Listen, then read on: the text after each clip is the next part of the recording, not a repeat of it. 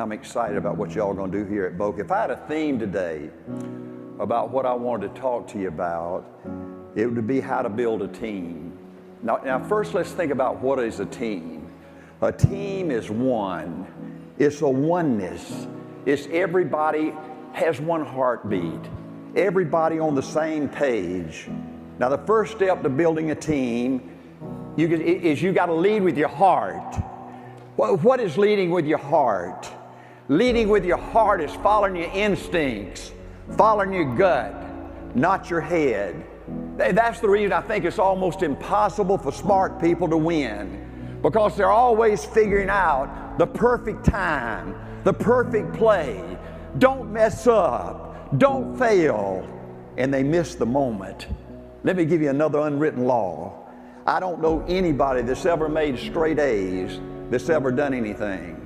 Hey, see, you gotta call the play. You gotta call the play. You don't worry about screwing up. You don't worry about messing up. You call the dadgum play. Remember my football analogy. If you've got two teams out there Friday night of pretty equal ability, there's about 120 plays in a football game. At the end of the game, the team that wins, there's 4 or 5 plays that determine who's going to win. 98% of the plays you call don't work like they're supposed to. But you know the team that wins are the players that they believe that next play is going to be one of those 4 or 5 plays. 120 plays a game, they give it every dadgum thing they got. You got to call the dadgum play. You got to lead with your heart to build a team.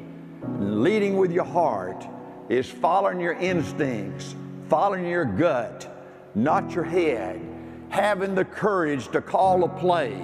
If it fails, and it probably will, you call a play. You call another dadgum play. Leading with your heart is believing in you.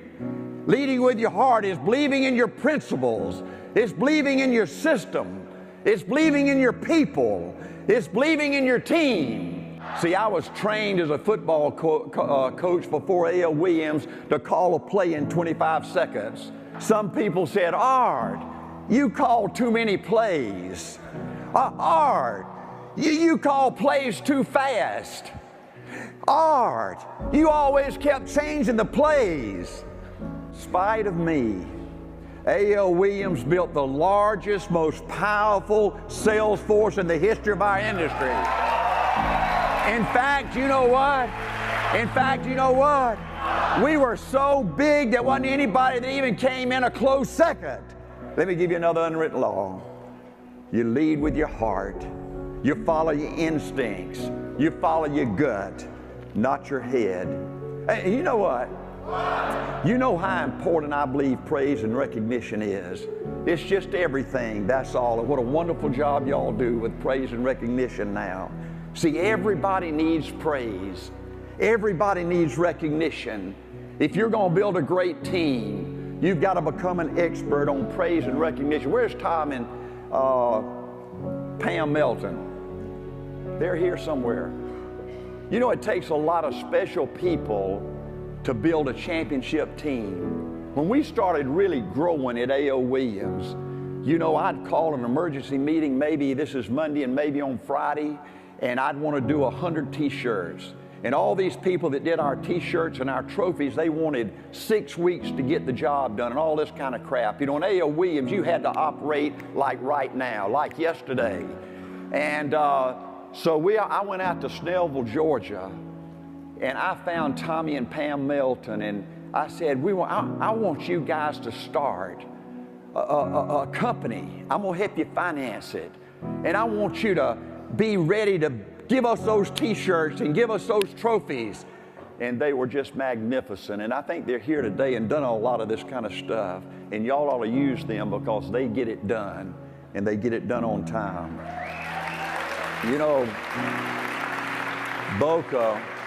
Boca is an unbelievably special place for all of us A.O. Williams people.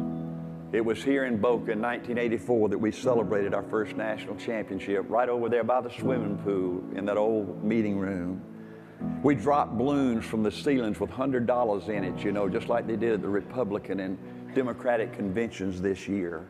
We gave dozens of Rolex watches out with 1984 national champions on the face of the watch. We had the NSDs dress up in football uniforms, the Ys dress up as cheerleaders, and we celebrated a historic victory. But you know what? The life insurance industry said, we didn't even know we had a national championship. But you know what? They knew it in 1984. They knew it after we got through in Boca. A.L. Williams brought a different kind of competition to this industry. We started a dadgum war. A.L. Williams said here as we left Boca, we dare you, Prudential. We dare you, New York Life, to see if you can take it back. We don't think you're good enough. We don't think you're tough enough to ever be number one again. And you know what? You know what? A.L. Williams won 7 straight national championships. To build a national championship team, you got to build with people that can still dream, that can still believe, that can still hope, that are still willing to compete. See, most people in our country today, and just back then too, that have been so beat up, so put down, that they've just given up on their dream. Let me talk to you a minute about those original 85 people. All those original 85 people that founded this company were all coaches, or they had played on a team. And A.L. Williams turned life insurance into a game. See, A.L. Williams didn't know anything about business. We didn't have any MBAs. We didn't have any professional salespeople. We didn't understand business plans. We didn't understand budgets. But those early A.L. Williams pioneers, they understood putting on a termite uniform. They understood hitting anything in the wrong color jerseys. Those early A.L. Williams people understood what it was like to get screwed, but they also understood what it was like to get even. We were a team. We were together. We cared about each other. At A.L. Williams, we created a bubble that was so positive it was unbelievable. We were together. We were in that foxhole together.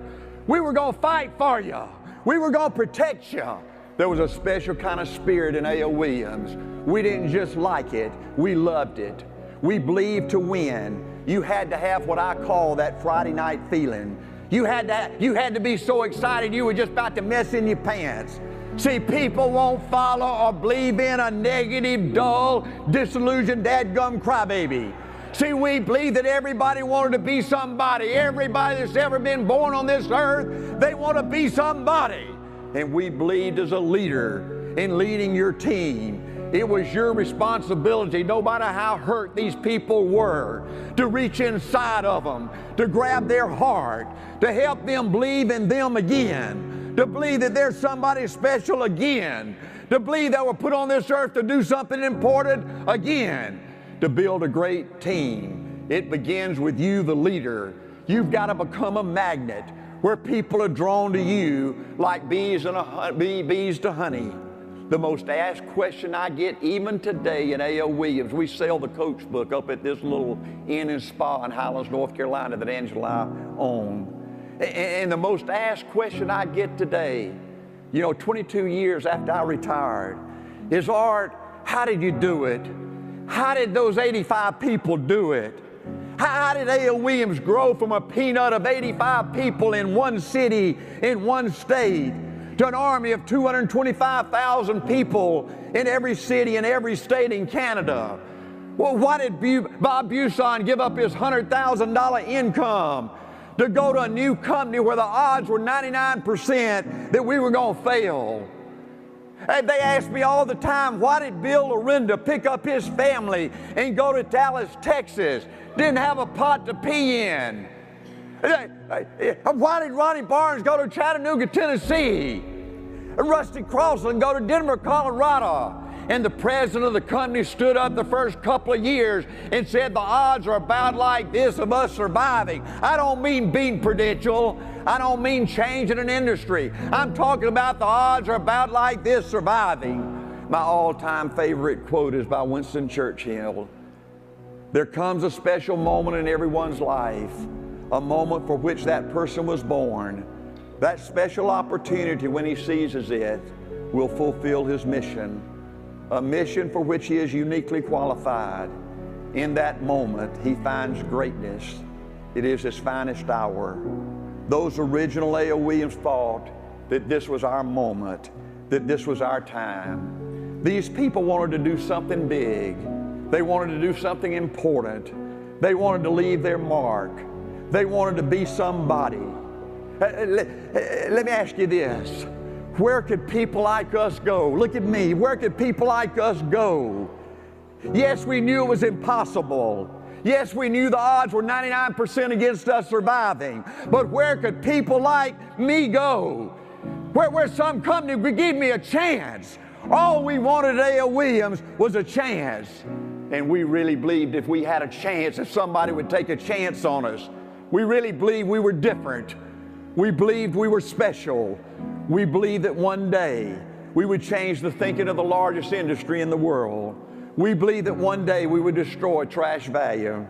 We believed that one day our leaders would become among the most successful in American business. We believed that one day we would take our people to all the great places of the world. Those original A.O. Williams people were big dreamers. They were big thinkers. They were big doers. Let me tell you about big. Big is Larry Waddell taking his wife and 2 boys, picking them up in Atlanta, Georgia, and moving to Greensboro, North Carolina. Didn't have any money, didn't have any financial security. His 9th month as an RVP, his base shop was doing $100,000. But during those 9 months, he had produced a first-generation RVP named Joe Covington, that when Larry Waddell did a base that month of $90,000, Joe Covington did $60,000. Ultimately, Larry Waddell produced 100 first-generation RVPs. That's big. Big is Bob Buson building a team all over the United States and Canada of over 900 RVPs. Big is Mike Sharp building a team that produces over $4 million a month in premium. Big is Greg Fitzpatrick when we're moving into Canada, taking an A.O. Williams, being an A.O. Williams leader that goes into Canada to help us open up Canada, and we could only pay those original people 4.5%. Didn't even cover his expenses, but he went up there for 1 year, 1 week, every month, losing money, but wanting to build a team, wanting to help us pioneer new territory. Today he has 50 RVPs in Canada. Big is Kip Ridley for 1 year, running a $200,000 base shop, and that very same year producing 4 first-generation RVPs. Big is Dick Walker, becoming an NSD by producing 10 first-generation RVPs that do $20,000 each in 1 month. Big is John Rourke and Nick Elise, building a team that's always in the top 100 in A.O. Williams. Fantastic examples of saving your money and becoming financially independent. They became financially independent. They could retire, do anything they wanted to. But 35 years later, they're still in this company. You know why they're still running a base shop? Why they're still out there helping their RVPs produce RVPs and build teams to build financial independence? Because they love them. Because they love being part of a team. Big to me is starting with nothing but a dream. Starting with nothing but a dream. But just being part of a group of people that you can count on, that you love going to war with. And one day, that team kicking Prudential's butt. To build a big team, you gotta have a crusade. And what a crusade y'all have today. You gotta have a crusade. You gotta have a cause to fight for. At A.O. Williams, we were crusaders first. Coach Lombardi says you capture the person's heart, you capture the man. You know, folks, it's not about the money first. It's not about the money first. It's so much bigger than that. Honestly, folks, I never thought I was capable of making big money. I never thought somebody like me could make big money. I never expected that. I never sold a new recruit, never in 20 years, the money first. I always thought, though, cash value was evil. I thought it was criminal what that Gulf Life agent did to me and Angela with 2 children, selling us a $15,000 whole life policy when he could have given us a $100,000 term policy. I couldn't believe what the big insurance companies did to the families in America. Prudential's average size policy was $4,000. It was our passion, Sam, that made us different. It was our passion that gave us a chance. It's got to be the crusade first, not the money. A.L. Williams stood for something. A.L. Williams stood for something. Can you imagine this little old peanut becoming such a dominant company in this industry that when you mentioned the word A.L. Williams, people thought it meant something. It meant something out. It was not just another company. A.L. Williams stood for something. In this industry, when you mention A.L. Williams, those 250,000 agents, those 2,000 companies, they immediately felt fear. They immediately felt intimidation. They didn't know where. They didn't know when. But they knew we were out there. They knew that someday, somewhere, if they sold a trash value policy, A.L. Williams was going to show up. And it was going to get ugly. It was going to get ugly. We didn't want to destroy the company. We didn't want to be nice. We wanted to destroy those jokers. Put that towel down, John. Let me tell you something. The harder they fought, honestly, Mike, the harder they fought. They were so stupid. They should have been nice. They should have just gave up. But the harder they fought, the nastier they were, the more they tried to put us out of business, the more we loved it. The more we loved it. See, we didn't love. Hey.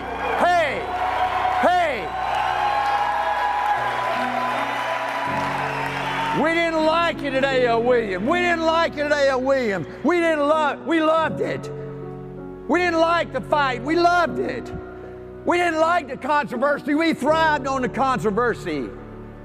In 1976, 10 years after I'd left coaching, I was in corporate America with ITT and Waddell & Reed. And I think the final thing that happened to me that made me want to start A.L. Williams is I was an RVP with Waddell & Reed over the 5 southeastern states. I had 650 people licensed on my team. In 1976, I had 19 people that were ready to be promoted, that had earned the right to be promoted. And Waddell & Reed came out with their 1977 budgets, and they gave my southeastern region 2 new offices to open.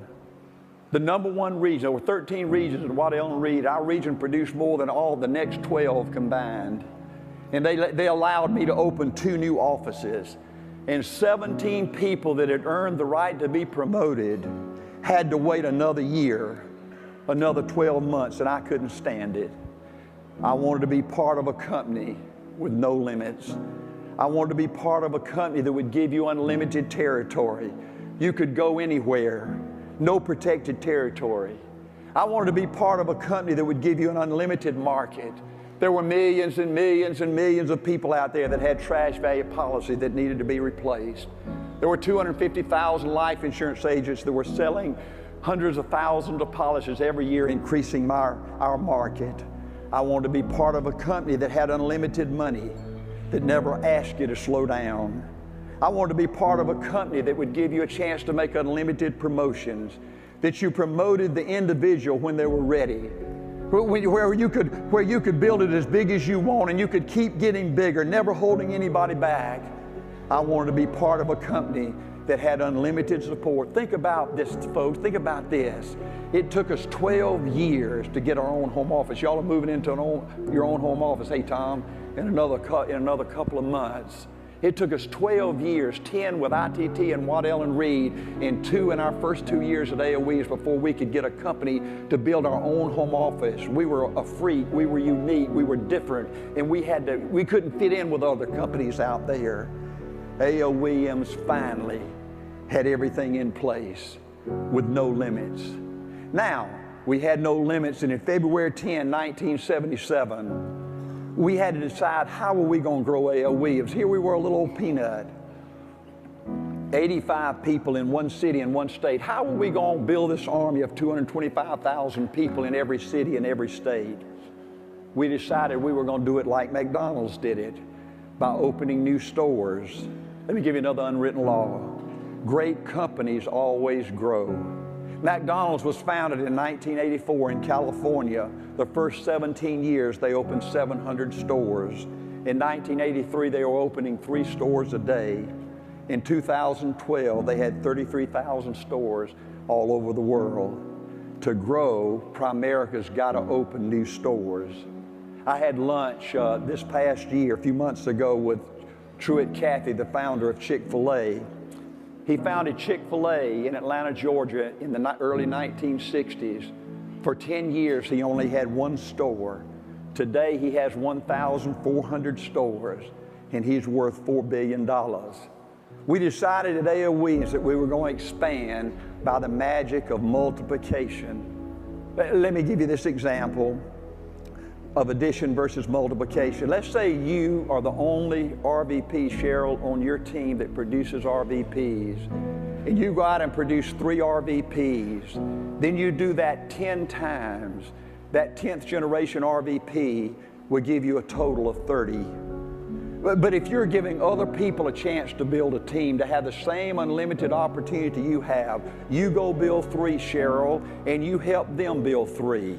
You go build 3, help them build a team of 3, and you do that times 10. Through 10 generations, you would have 59,000 RVPs. That's 30 versus 59,000. If those organizations did $10,000 in premium a month, by addition, you would produce $300,000 a month in premium. But if you did it by multiplication, it would be $590 million a month in premium. That's magic. Ain't that magic? In 1977, the original A.O. Williams plan for growth and expansion was for you to become an RVP, you to produce 7 to 10 RVPs, and you help your RVPs build a team of 7 to 10 RVPs. Let's look at the magic of multiplication again. You produce 7, but you're the only person that produces RVPs. So you do that through 3 generations. That gives you 21, a team of 21. But if you give your people the same unlimited opportunity you have, you produce 7, and then they go out and produce 7. You do that through 3 generations. That's 343 RVPs. So addition is 21. They do $10,000 a month.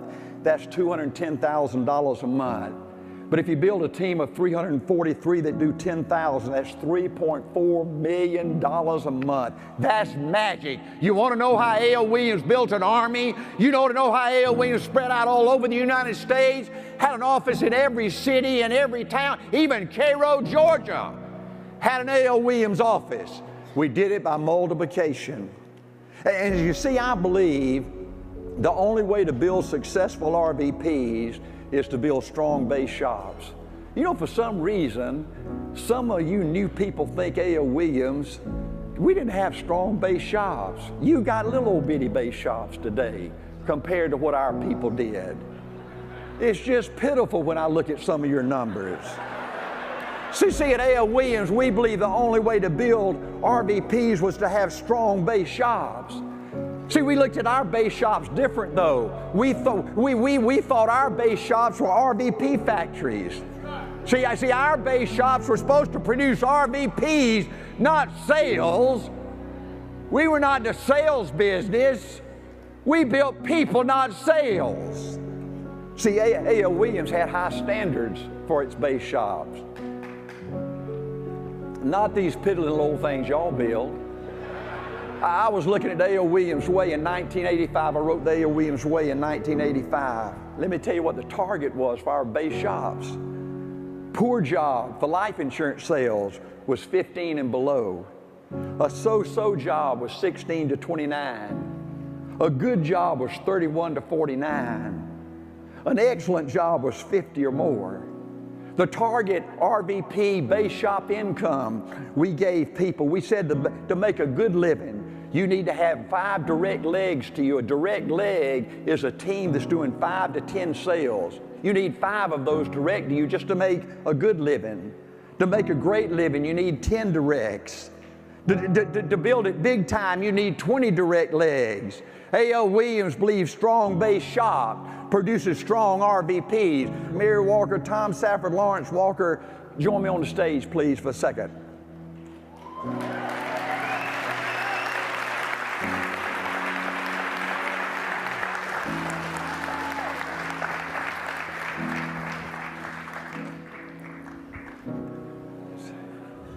Bob Safford. See, you can, if you want to, you got a choice of building an RVP factory where you build a huge team of lots of RVPs, where you build great wealth and you can pass it on for generations. Bob Safford did that. My good friend died about 1.5 years ago. But what a legacy he left you, right, Tom? Making over $1 million a year. Isn't that unbelievable? Hey, Williams, hey, do you remember, folks, in 1984, when we were here in Boca Raton, that was just a dream. We just hoped we were going to be good enough to do that one day. But it's no longer hope. It's no longer a dream. It's for real. My buddy Lafayette Walker, professor in Washington, D.C., he wanted more than that. He wanted to build a legacy of greatness. He went out and built a great team, and he passed away, but he left it to his young'uns. Man, hey, come here, Mary. I can start crying over this one. I tell you, I wish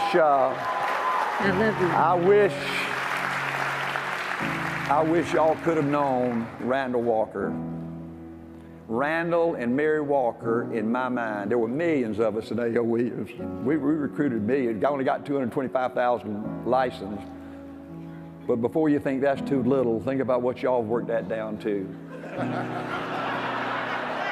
But you know what? Hey, John, put that towel down. Of all the millions of people that came through A.O. Williams, as I look back, I think Mary and Randall Walker symbolize the goodness of A.O. Williams probably better than any other couple I know. Even when those assholes at Citigroup were trying to run this company. Shut up, John.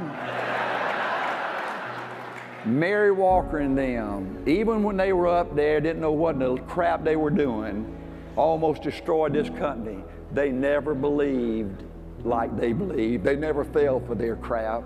They always lived it like A.O. Williams. They kept doing the best in the world. Randall died a few years ago. I wish you could have known him. He was the best. But he and Mary built something great. And they got a great legacy. And they're going to leave something to Mandy and John one day. Maybe. Right? Love you, gal. Thank you. Thank you, guys. So when you became an RVP in A.O. Williams, you had your own business, your own company. You could make a decision which way you wanted to go, and whichever way you wanted to build it, we were fine with that. To build a team, you got to have competition. To build it big, you got to love to compete. You got to love the toughness. I love what Coach Leahy said, Mike, in the 1940s up at Notre Dame. He called his running backs together, and he said, running backs, you'd rather die at birth than fumble the football at Notre Dame. That's the way we felt at A.O. Williams. We love to compete. Competition is everything. You got to have a scoreboard. If you don't have something to play for, you and your team get tired. You get bored. You give up. February 10, 1977, when we were that little bitty peanut, we got together in Atlanta, Georgia, and we said, who do we want to beat? And we said, who's number one? Who's the most famous company in this industry? The largest industry in the world in 1977 was the life insurance industry. We said, who's number one? Who's the most famous company out there? Who do all the people think's the best company in this industry? And we researched and we found out it was Prudential, and we said, that's who we want. We're going after the best. We're going to knock their ass off. See, you got to always have competition. On your team, you got to always have somebody going for number one. Somebody trying to break a record. Somebody trying to win a promotion. Somebody trying to win a contest. Somebody trying to win a t-shirt. Competition is everything. Now you know what? Angela kissed me goodbye this morning, and she said, Arn, don't go down there and make a fool out of yourself. He said, can't you go down there and just talk like a regular human being? You know, you have to get up there and scream and holler in your face. No, I just can't do it. To build a team, you got to be a winner. You got to be a winner. To build a team, you got to prove to your people that the opportunity is for real. See, folks, at A.L. Williams, we didn't believe in fake it until you make it. See, at A.L. Williams, we didn't believe you needed a big house or a big office or a big car or wearing fancy $1,000 suits, having a Rolex watch. See, you need to keep your expenses low. You can't ever be too low with your expenses. Your personal expenses and your business expenses. You got to live below your means. You got to prepare for crap that happens. Crap's going to happen, right? What do your people need to see you do? What do your people need to see you do to build a championship team? They need to see you always do it first. See, I always had another unwritten law that if one person can do it, then you don't have any excuse. You can do it, right? You ought to be that one person that can do it first. Go prove to your people that it can be done. Always be the best recruiter. Always be the best field trainer. Always be excited. Always be busy. You know the best thing you can show your people is how much money you saved. Folks, I can't tell you the hundreds of part-time people I recruited in this business by showing them my mutual fund statement with $42,000 that I'd saved making part-time at A.L. Williams. I can't tell you the hundreds of people I recruited in this business by showing them my plan of financial independence. To build a championship team, we wanted promotion guidelines that were simple, where everybody could understand easily what they had to do to get to the next promotion. We wanted new recruits to get promotions fast. That's the way you build momentum in your team. Is everybody going after a promotion, everybody going after sales leader, district leader, division leader, regional manager, RVP, SVP, NSD. We wanted every new recruit to see a clear, fast path to RVP. Now, warning, folks, if you rape your people, they will find out eventually and hate you. Example, holding people back from RVP promotions so you can make more money in the pools.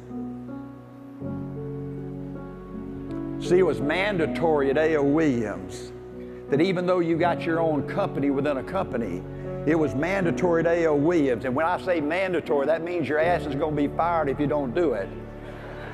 It was mandatory at A.L. Williams that everybody follow the company guidelines. You can never have guidelines tougher than the company. Can you believe anybody would do that kind of crap? I'd can their ass so fast you wouldn't believe it. As an RVP, you have the right to promote early. In fact, you're stupid if you don't make battlefield promotions. Another unwritten law. You want to, John, is that too bad? Another unwritten law. You want to promote people when they have momentum, not wait until they lose momentum. Warning, every RVP follows the company guidelines. Let me tell you something interesting. Folks, I was more than a double stud. I produced 9 first-generation RVPs, 7 original RVPs, plus Bob Safford, plus Bob Miller. 100% of my first generations made it. None of them failed. They all were multimillionaires. They all built big teams. All my first built tons of RVPs that became financially independent. But you know what? 20 years later, the A.O. Williams team, those 10,000 RVPs, 225 licensed people, look like 90% of them were RVPs that were doing $5,000, $10,000, $15,000 base shops. And yes, you know what? We even had some RVPs fail. And you know what? If you build a big team, yours is going to look just like that. See, if you have a plan to never have RVPs fail, to promote only $30,000 base shop RVPs, for your RVPs to earn $250,000 a year, 2 bad things will happen to you. Your team will always be little, and number 2, you would have denied hundreds of people, literally hundreds of people, the opportunity to change their life. See, I believe it's your responsibility as an RVP to push up people, to build people, not sell, to promote your people. Yes, when they hit the guidelines most of the time, but sometimes early. If you err, always err promoting people early, never err holding people back. What was the A.O. Williams dream? I'm almost through now, maybe. Y'all hang in here. How long have I been going? Oh, the dream. Let me tell you what the dream was to me. I founded this thing. Let me just tell you the way I thought, you know. Because when I founded A.O. Williams, and I recruited my first guy, Bob Buson, that was in 1972. I started in 1967, so I'd already been in this crap for 5 or 6 years, right? And so let me tell you what the dream was to me. I had a great life. I loved coaching football. I loved that. That was all I wanted to do as a youngster, was be a coach. And the dream to me in going in business and becoming an RVP is I wanted to be my own boss. And most people feel the same way. All the people in this room feel the same way. There are millions and millions and millions and millions of people out there in America and Canada that feel the same way. But I wanted to be my own boss. I wanted to be totally financially independent. That was an obsession with me and all 85 of those other people. I wanted to be in a position, John, where nobody could put their thumb on me. Do you know how wonderful it is? Right? Yeah, I told John Addison, I love old John. He's got a heart. He leads with his heart. But John asked me to speak today, and first I said, "What time you want me to speak?" Mike Burris called me. He said, "Well, you start off at 8:30." I said, "I don't do that no more." I said, "I don't even know what an alarm clock is." I said, "I get up when I want to get up." And I said 95 is packed with people, you know, getting to work from 6 to 8. It's like Atlanta, Georgia. I hate Atlanta, Georgia. You know, I can't get nowhere. It's just right? And I said, I don't speak till 10 o'clock or 10:30. I get up when I want to. I shave and shower. I have breakfast, and I leisurely ride down here listening to A.O. Williams songs. See, I'm financially independent. I don't have to take crap from nobody.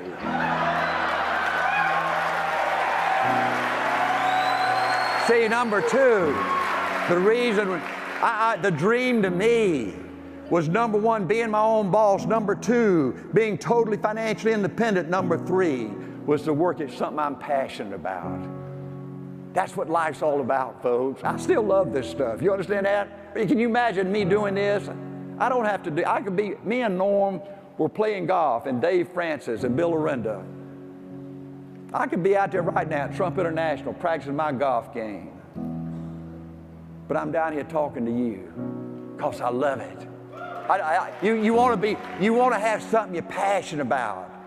And then the last thing I wanted is I wanted a great quality of life. I didn't want to go in business and just have a crappy life just for the money, just to go out there and screw up your whole everything. I wanted to have it all. I wanted to have a great family. I wanted to enjoy my business. I wanted to love my people. See, the dream we're selling at A.O. Williams was not running a base shop forever. It was not being a fanatic forever. It was not field training greenies 4 and 5 nights a week forever. It was not being on a treadmill forever. That's a nightmare. You understand that? That's a dadgum nightmare. Our dream at A.O. Williams was to work hard. Yes, be a fanatic, kill yourself the first few years, but work hard so you can enjoy a great quality of life. I believe in achieving this great quality of life, you go through 4 phases. Phase number 1, the first few years you are a fanatic. You're out there working 4 or 5 nights a week, training these greenies. Then you enter phase number 2 when you're still running a base shop, but you're starting to promote RVPs and opening new offices. And then you enter phase number 3 where you're promoting more RVPs, and your RVPs are starting to promote RVPs. And now your base shop activity becomes smaller. You recruit less people personally. You enter the field less. And then you enter phase number 4 where you're having fun. You're traveling around talking to your people, helping them reach that great quality of life. The key to building a successful business is building trusting relationships. Building trusting relationships is everything. This is a relationship business. How do you get people to trust you? How do you get people to love you, to commit to you, to be loyal to you, to give you 100%, to believe in you? Another unwritten law. You get people to trust you by you being there, by you being loyal to them, by you believing in them. But you got to prove it. You got to prove it. Let me give you 3 examples. Bob Miller was the first person I recruited down here in South Florida in Fort Lauderdale. He had gone out and replaced a coaching friend of his cash value policy with a term policy with A.O. Williams. That guy's whole life, guy came back and said, well, if you wanted term, I could sell you term. And he replaced our A.O. Williams policy with his term that was maybe 3 pennies a month cheaper than our term. And I talked to Bob Miller on the phone. He was a little down and whatnot. And I said, Bob, next week I'm going to be in Fort Lauderdale. I want you to call that coach and set up an appointment. And he said, Art, I don't want to do that. This guy's a friend of mine. All I wanted him to do was have term. He's got term now. I'm happy with that. Let's just leave it alone. I said, no, Bob, that ain't right. I said, call that guy up and I want to see him. Bob made an appointment. I flew down to Fort Lauderdale. Bob Miller and I went out and we had a meeting with that guy. And I said, let me tell you something. That ain't right what you did. Bob Miller, your friend, came in here and educated you on buy term and invest the difference. And that asshole that sold you, hush, John, that asshole that sold you cash value policy, now he's going to come back after Bob Miller educated you, and he's going to sell you now a term policy which that asshole should have sold you the first go round, you know, and it just costs us 3 cents a month cheaper. You going to do business with, you got to be kidding me. And you know what? He changed back to the A.O. Williams policy. Hey, he never came full time, but he was an A.O. Williams crusader for the next 20 years. You got to be there with your people when they need you. You got to prove that you're loyal to them, that you believe in them, that you're a stud. I get an emergency call from Mississippi Insurance Department puts us out of business. Headline in every major newspaper, A.O. Williams kicked out of the state. I called Bill Anderson, which was our biggest guy there at the time. I said, Bill, call an emergency meeting of all the A.O. Williams people. I'm coming. I didn't run from that. I jumped on an airplane. We go to a hotel. We have a meeting like this. I said, let me tell you something. We're trying to change an industry. Did you think it was going to be easy? Do you think those jokers were going to roll over and play dead? That's what they're supposed to do. They're supposed to fight. They're supposed to fight dirty. They're supposed to try to put us out of business. This is the way it's supposed to be. But you know what? They ain't going to do it. We're going to knock your ass off. We're going to come back. 2 weeks later, we were back in Mississippi that year. We had the biggest year we ever had. I get a call one day from Ronnie Barnes. Tennessee kicks us out of business for a week. We go up there and we straighten that out. I get a call from Ronnie Barnes a few weeks later. The Better Business Bureau took a full-page ad out in the Chattanooga Times. Said, warning, don't do business with A.O. Williams. Gave an 800 number for you to call, and they'd tell you, we've been outlawed in 98 states and all that kind of crap. I told Ronnie Barnes, I called him up, I said, Ronnie, go get the best lawyer you got in Chattanooga and we'll pay for it, and you tell them we're going to sue their ass. And they backed off in 24 hours. You to build trusting relationships, you gotta be there. You gotta be loyal to your people. You gotta believe in your people. And it ain't good enough to talk it, you gotta show it. Another unwritten law. Before any business activity takes place, you must have a relationship first. You must have their trust first. Let me give you an example. I never made a sale on the first interview. I understand some of you people do that. It's just almost, I can't even comprehend somebody doing something like that, you know? I mean, I was just a football coach. I never had anybody really train me. I sort of trained myself, you know? But I said, you know, I don't want somebody to walk in my house and put pressure on me to buy something and all this kind of crap, you know? I never made a sale for 20 years on the first interview. The purpose of the first interview is to build a relationship. You want to go in there dressed not like an insurance agent, but like a coach, right? And you go in there and you're with his best friend and you're building a relationship, right? He's getting to know you and where you came from and what your principles are and all that. You're building a relationship. And then the second purpose of the first interview is you pick up information. Then you take it home, you analyze it, you prepare a plan, then you go back on the second interview and you make the sale. I don't know any other way to do it. But yeah, it takes more time to build it right. It takes more time to build it right. But it's worth it to build it right the first time. Trusting relationships is everything in every part of your business. Before they buy a life insurance policy, they got to trust you. Before they buy an IRA, they got to trust you. Before they pay $100 to join Primerica, they got to trust you. Before they take off and pay their expenses to go to the convention, they got to trust you. Before they go full time, they got to trust you. Before they make a replacement, they got to trust you. In every single area of your business, trusting relationships is everything. Let me give you an example to take back that'll help you. Write a letter. Write a letter to your people. Folks, for 40 years, right now, Angela, I own a little inn up in North Carolina. I've got 220 employees. Folks, today, I still average writing at least one letter every day. Last week, this is an example of a letter I wrote our head chef. I said, Dear Johannes, every day I think about how special you are. You are amazing. Art. Trusting relationships is everything. The simplicity and the common sense of A.O. Williams is something I was very proud of. Let me just give you 4 examples. Number 1, you've got to build with quality. You've got to build it right the first time. See, we built with 4 and 5 pointers. Married, got kids, got a home, have a job from 27 to 55. Do you make exceptions? Sure you do. But 90% of your team better be 4 and 5 pointers. Build with quality and build it right the first time. Number 2, the A.O. Williams system. This is simple. We simplified this thing.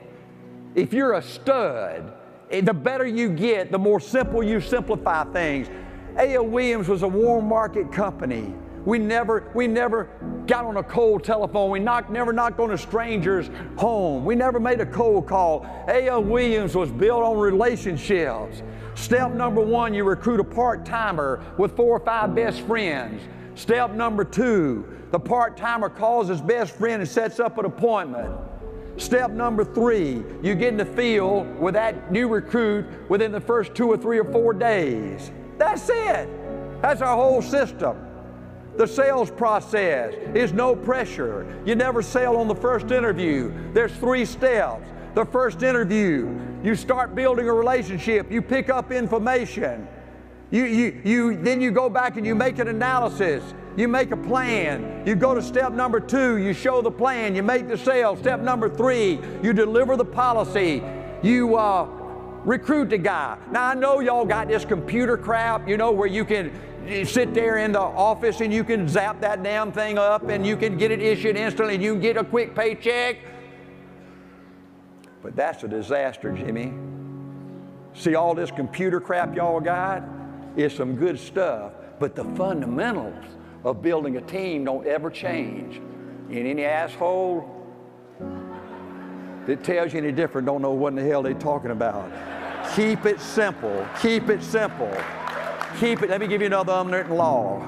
I think it's stupid to send your recruits to one of those Tom Hopkins sales training crowd.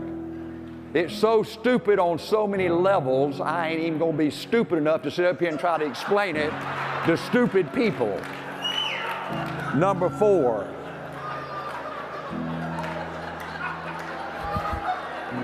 Number 4. I told John, 4 times I told John, don't invite me down here. I said, John, I said, I'm going to upset some of your people. But the people I upset needs to have their ass upset. I can tell you that. Number 4. Number 4. Have high standards. Do it right the first. Have high standards. You know, one of the greatest moments in an athlete's life is to get that leather jacket. Ain't that right, Larry? To get that leather jacket. Man, that meant something, right? To get that leather jacket with that K on it, that means you were a stud. All the girls looked at that and just, right? Man, you were a stud. You were part of a team. You were something else. You weren't like all the other students. You wear that leather jacket, though, you got a responsibility, right? You out there drinking and doping and doing bad things, then people that see you with that leather jacket, they think I'm like you. They think you ain't gonna do it. I got this out of the A.O. Williams way. I wrote this in 1985. The A.O. Williams image. A leader must look like a winner, talk like a winner, act like a winner, and be a winner. Dress conservatively. Don't recruit people that got these earrings in their eyelids and nose and tongue. No alcohol served at any A.O. Williams meeting or convention. No excessive offices. We make money in the field, not in the office. No limousines. Y'all know what timeout is with your kids? It's hard to believe, but we had one RVP. I was speaking at a meeting up north somewhere. I won't even tell you who it is or where it was. And all of a sudden, I'm walking into the arena, and this big old long limo pulls up. And some guy steps out that's coming to the meeting. And I put that RVP on timeout. No limousines, flashy cars, and all that crap on company business. You live within your means. You have a good financial image if you're going to be a leader in our company. You got to make money, save money, pay your bills, be a good citizen in your community. No profit for selling anything to your people. Hey, have high standards. As president of A.O. Williams, I've always tried to look dignified. Check out these orange shoes I wore down here today. Have a good personal image. Don't let money and success change you. Remember where you came from. Always be a good, caring person. Have a great family life. Spend time with your family. Take care of your family. Always be positive, a personal example. People respond to things you do and the way you live more than the things you say. Always have the highest standards of honesty and integrity. Be honest and be above board in everything you do. Let me close with this. To be a great leader, to build great teams, you've got to become a great encourager. Another unwritten law, everybody needs somebody to encourage them. Always remember this flashing sign on everybody's chest that you recruit on your team that says, make me feel special, make me feel important, I want to be somebody. Everybody needs somebody to encourage them. Growing up in Cairo, Georgia, I was never great at anything. I was never a great athlete, just pretty good. I was never a great student, just average. I never thought I could make big money. I never thought I could run a big company. In every way, I was pretty average on the outside. But I was blessed to have somebody that was a great encourager in my life. Coach Taylor made me feel special. Coach Taylor made me feel important. Coach Taylor made me feel like, as I was a kid, that one day I was going to do something really important. Coach Taylor was my one hero in life.